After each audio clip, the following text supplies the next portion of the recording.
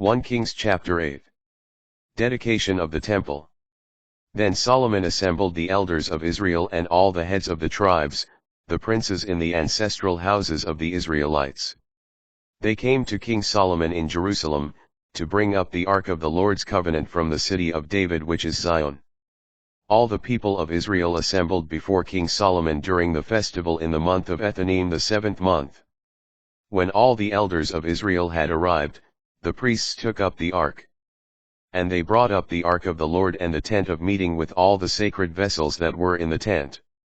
The priests and Levites brought them up. King Solomon and the entire community of Israel, gathered for the occasion before the ark, sacrificed sheep and oxen too many to number or count.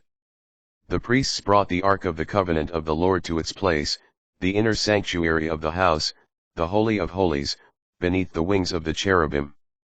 The cherubim had their wings spread out over the place of the ark, sheltering the ark and its poles from above. The poles were so long that their ends could be seen from the holy place in front of the inner sanctuary. They cannot be seen from outside, but they remain there to this day. There was nothing in the ark but the 2 stone tablets which Moses had put there at Horeb, when the Lord made a covenant with the Israelites after they went forth from the land of Egypt. When the priests left the holy place, the cloud filled the house of the Lord.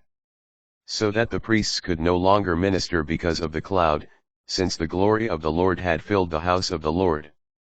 Then Solomon said, "The Lord intends to dwell in the dark cloud. I have indeed built you a princely house, the base for your enthronement forever." The king turned and blessed the whole assembly of Israel, while the whole assembly of Israel stood. He said, "Blessed be the Lord, the God of Israel, who with his own mouth spoke a promise to David my father and by his hand fulfilled it, saying, Since the day I brought my people Israel out of Egypt, I have not chosen a city out of any tribe of Israel for the building of a house, that my name might be there, but I have chosen David to rule my people Israel.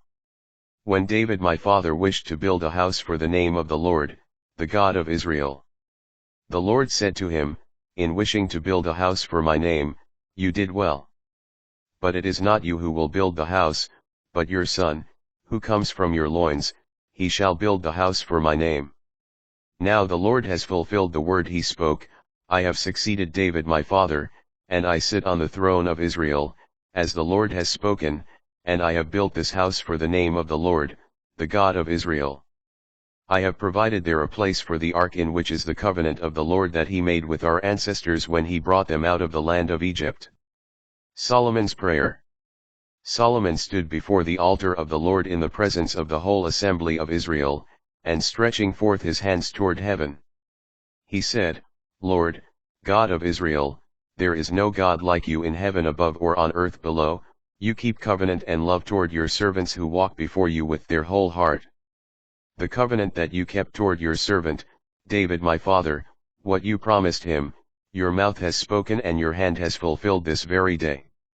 And now, Lord, God of Israel, keep toward your servant, David my father, what you promised, there shall never be wanting someone from your line to sit before me on the throne of Israel, provided that your descendants keep to their way, walking before me as you have. Now, God of Israel, may the words you spoke to your servant, David my father, be confirmed. Is God indeed to dwell on earth? If the heavens and the highest heavens cannot contain you, how much less this house which I have built? Regard kindly the prayer and petition of your servant, Lord, my God, and listen to the cry of supplication which I, your servant, utter before you this day. May your eyes be open night and day toward this house, the place of which you said, My name shall be there. Listen to the prayer your servant makes toward this place. Listen to the petition of your servant and of your people Israel which they offer toward this place. Listen, from the place of your enthronement, heaven, listen and forgive. If someone sins in some way against a neighbor and is required to take an oath sanctioned by a curse, and comes and takes the oath before your altar in this house. Listen in heaven, act and judge your servants. Condemn the wicked, requiting their ways, acquit the just, rewarding their justice. When your people Israel are defeated by an enemy because they sinned against you, and then they return to you, praise your name, pray to you, and entreat you in this house. Listen in heaven and forgive the sin of your people Israel, and bring them back to the land you gave their ancestors. When the heavens are closed, so that there is no rain, because they have sinned against you, but they pray toward this place and praise your name, and turn from their sin because you have afflicted them. Listen in heaven and forgive the sin of your servants, your people Israel, for you teach them the good way in which they should walk. Give rain to this land of yours which you have given to your people as their heritage. If there is famine in the land or pestilence, or if blight comes, or mildew, or locusts, or caterpillars, if an enemy of your people presses upon them in the land and at their gates, whatever plague or sickness there may be, whatever prayer or petition any may make, any of your people Israel, who know heartfelt remorse and stretch out their hands toward this house. Listen in heaven, the place of your enthronement, forgive and take action. Render to each and all according to their ways, you who know every heart, for it is you alone who know the heart of every human being. So may they revere you as long as they live on the land you gave our ancestors. To the foreigners, likewise, who are not of your people Israel, but who come from a distant land for the sake of your name. Since people will hear of your great name and your mighty hand and your outstretched arm, when they come and pray toward this house. Listen in heaven, the place of your enthronement. Do all that the foreigner asks of you, that all the peoples of the earth may know your name, may revere you as do your people Israel, and may know that your name has been invoked upon this house that I have built. When your people go out to war against their enemies, by whatever way you send them, and they pray to the Lord toward the city you have chosen and the house I have built for your name. Listen in heaven to their prayer and petition, and uphold their cause. When they sin against you, for there is no one who does not sin, and in your anger against them you deliver them to an enemy, so that their captors carry them off to the land of the enemy, far or near. And they have a change of heart in the land of their captivity, and they turn and entreat you in the land of their captors and say, we have sinned and done wrong, we have been wicked. If with their whole heart and soul they turn back to you in the land of their enemies who took them captive, and pray to you toward the land you gave their ancestors, the city you have chosen, and the house I have built for your name. Listen in heaven, your dwelling place, to their prayer and petition, and uphold their cause.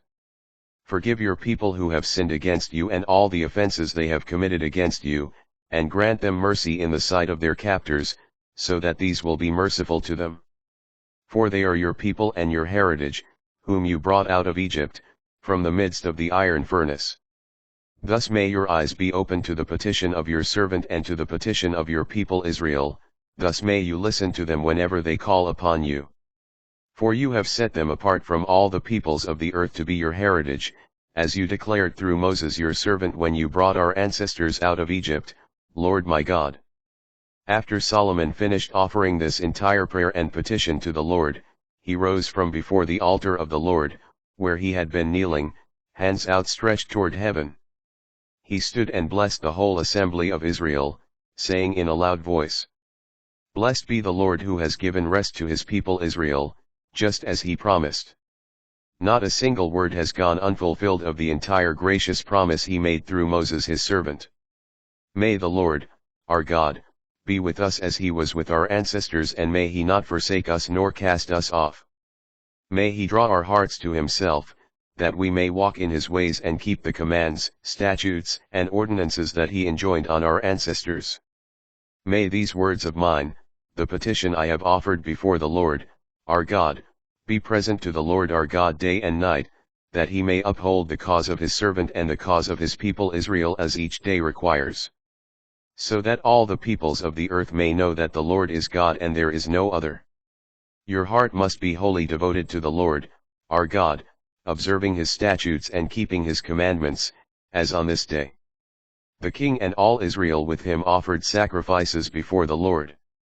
Solomon offered as communion offerings to the Lord 22,000 oxen and 120,000 sheep.